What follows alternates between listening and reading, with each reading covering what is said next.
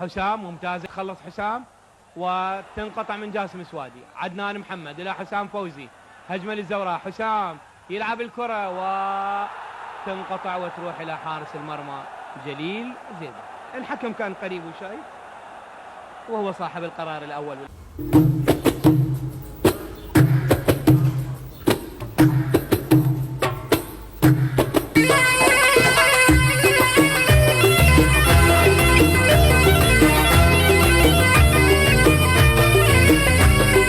رجوعه يكون بطيء جدا.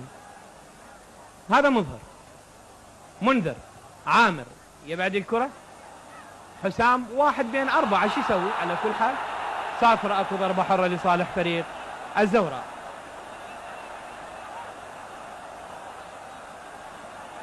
انذار ايضا، انذار الى جبار هاشم.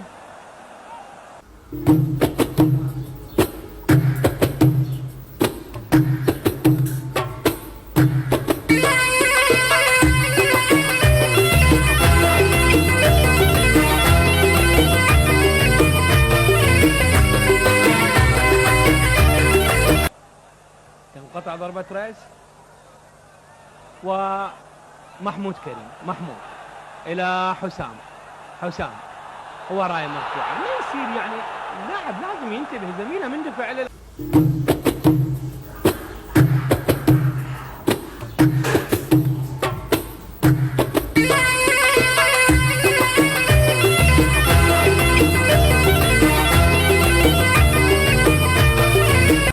ومحمود كريم 1-2 وراية مرفوعة، راية مرفوعة.